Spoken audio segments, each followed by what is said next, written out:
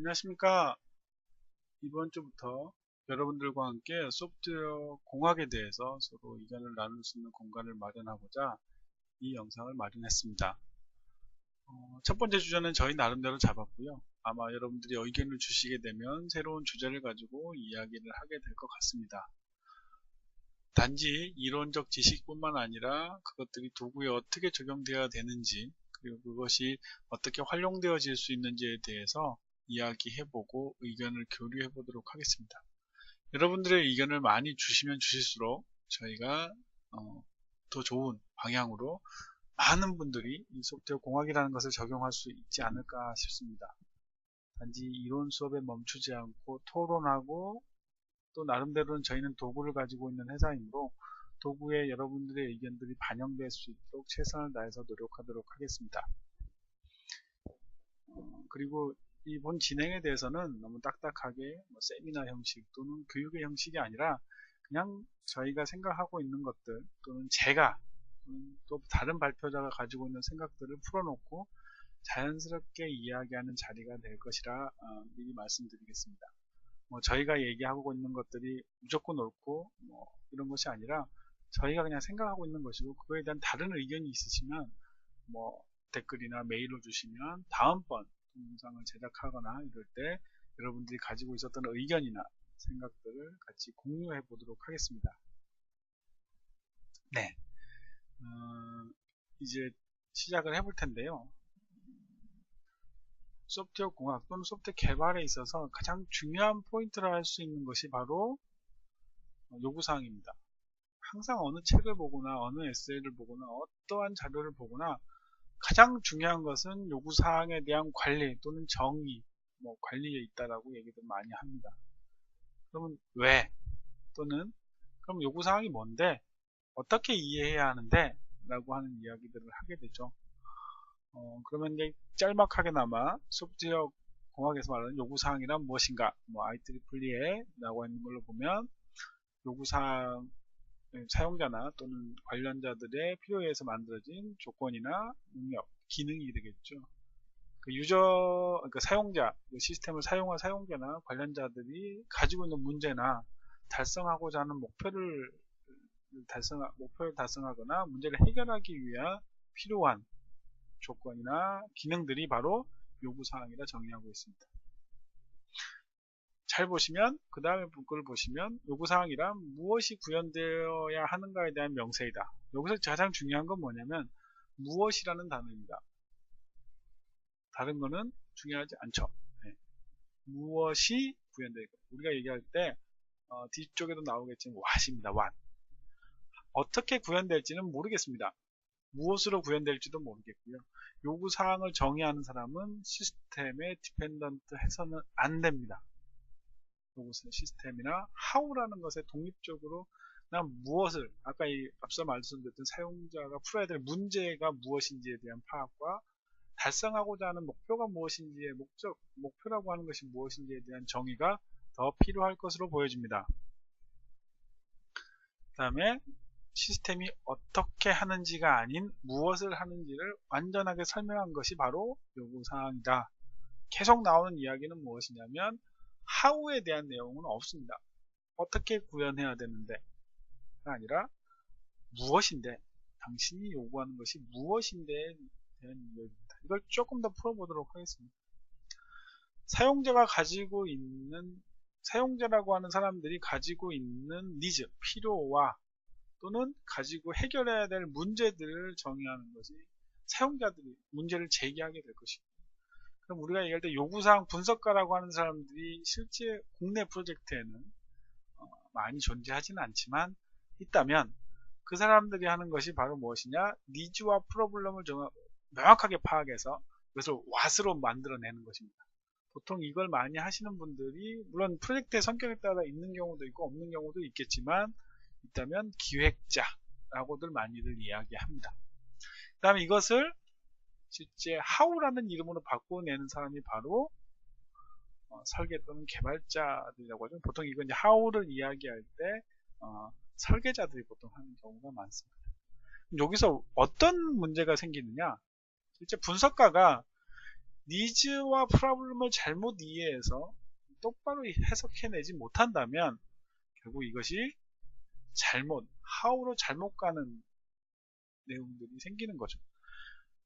이것들은 계속적으로 이야기되고 있습니다. 저는 이 챕터에서 이 부분에서 가장 이야기하고 싶은 부분, 제가 예전에 3년 전, 4년 정도는 될 것 같습니다. 어떤 자리에서 어떤 분이 이런 얘기를 해주셨습니다. 자동차에 핸들을 달아주세요 라고 하는 요구사항이 진짜 요구사항이냐 라는 질문을 받았고요. 그때 시기적으로 저는 그것이 요구사항이다 라고 생각했습니다. 물론 지금 그것이 요구사항이 아니다 라고 얘기할 수는 없습니다. 근데 그것을 원천적으로 what이라고 하는 측면으로 들어가 보면, 그렇죠? what을 정해놓고 그것을 how를 뚫어내는 방법을 보면 what이 무엇이냐, 핸들을 달아달라고 하는 그것에 대한 what이 무엇이냐, 핸들을 다는 것이 what이냐, 그것이 아니라 핸들이라고 하는 자동차의 방향을 제어할 수 있는 기기 장치가 필요합니다 라고 하는 것이 what인 것이죠. 그것을 how에서 어떻게 풀었냐면 동그란 핸들을 달겠다라고 하는 how를 찾아낸 겁니다. 그건 설계자가 하는 것이죠. 방향을 제어하기 위해서 어떤 것이 가장 효과적이고 어떤 것이 가장 좋으냐에 대해서 이야기하고 고민해서 설계해낸 것이 바로 동그란 핸들입니다. 그리고 요즘에는 네모난 핸들도 있죠.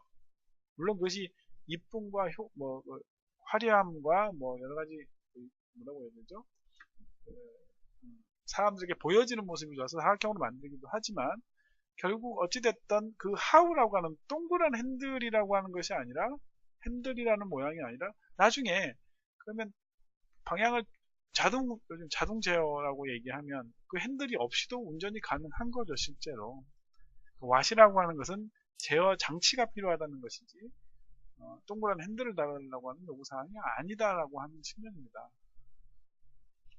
그러면 이걸 좀 더 이제 풀어내는 방법으로 보면 니즈를 그럼 니즈나 프로블럼을 what이라는 말로 어떻게 바꾸어내야 되느냐, 보통 보면 기법이라고 해서 인터뷰나 워크스로 스테이크홀더 미팅, 브레인스토밍 같은 것들을 통해서 니즈와 프로블럼을 what이라는 걸로 만들어내게 됩니다.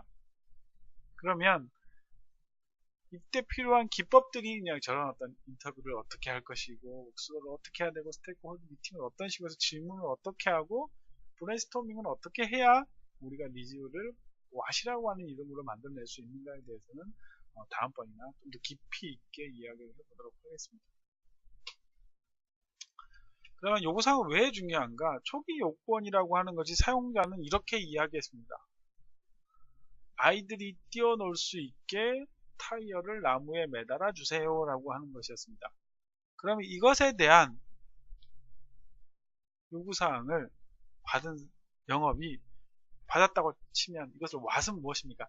제일 중요한 단어는 아이들이 놀기 위해 무엇인가를 나무에 매달아서 흔들릴 수 있는 놀이기구를 만들어 달라는 이야기였던 것이죠. 근데 이걸 들은 영업사원이라면 영업사원이겠죠. 아주 긍정적으로 바라보는 영업사원입니다. 그 영업사원은 뭐라고 했냐면, 그러면 타이어를 달지 말고 의자를 다시죠 라고 얘기했습니다. 소파를 갖다 얹어서 해주겠다. 그 다음에 이걸 들은 요구사항 분석가가 어떻게 표현하냐, 소파를 올리기는 무거우니까 나무 판자 3개를 올려서 편안하게 사다리처럼 해서 올라가기 쉽게 해주겠다. 그 다음에 설계자는 이걸 보더니 3개를 올리면 사람이 앉기가 불편하잖아요. 그래서 그리고 한 나무에 해놓으면 떨어질 수도 있습니다. 그러니 가지 2개를 별도로 해서 매달아서 판자 하나에 앉을 수 있도록 하겠습니다. 그랬더니 개발자는 뭐였냐면 그냥 줄 2개가 나무에 묶여져 있으면 되고 널판자 하나만 있으면 돼 라고 이해를 하게 된 겁니다. 근데 막 개발을 하다 보니까 버그도 생기고 막 이렇게 생겼겠죠. 결국 최종 결과물은 보시는 바대로 끈 달린 줄 하나가 돼버렸습니다. 과연 무엇을 하고자 했는가에 대한 의미가 각각 단계별로 진행되면서 의미 전달이 제대로 되지 않다 보니 최종 결과물이 원하는 형태대로 만들어지지 않고 그 왓이 파악되지 않은 상태로 눈에 보이는 시각적으로 보이는 것만 가지고 판단하고 글자 적어진 것들만 가지고 판단하다 보니까 원래 이야기했던 아이가 놀 수 있는 타이어를 매다는 것이 전달되지 않아서 최종 결과물은 아이가 놀 수 없는 상태가 되버립니다. 제일 중요한 단어 왓이 뭡니까? 아이들이 놀 수 있도록이라고 하는 단어를 잊어버리고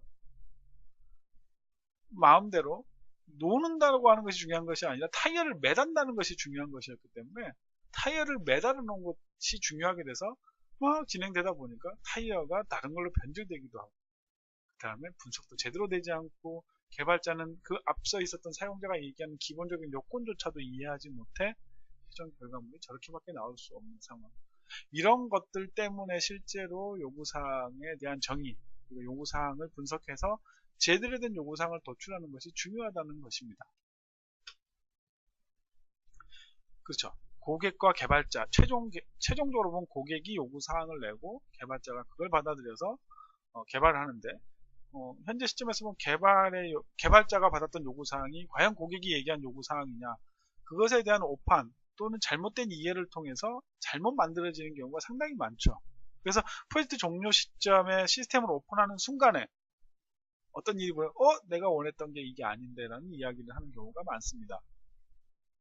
그것을 해결하기 위해서는 올바른 요구사항의 정의와 관리가 필요하다. 그래서 고객이 얘기한 그 똑같은 형태의 요구사항을 정리하고 그것에 대한 개발자가 그것을 제대로 이해해서 구현할 수 있도록 요구사항에 대한 정의, 결국 요구사항을 분석하는 기획자나 또는 초기 분석가들이 제대로 해야만 시스템에 대한 이해가 제대로 되고 그걸 가지고 개발을 함으로써 고객이 원하는 형태가 최종 마지막 프로젝트가 지연되는 사유는 많은 경우가 실제로는 고객이 요구사항을 냈는데 그것을 제대로 이해하지 못해서 결과 마지막에는 뭡니까?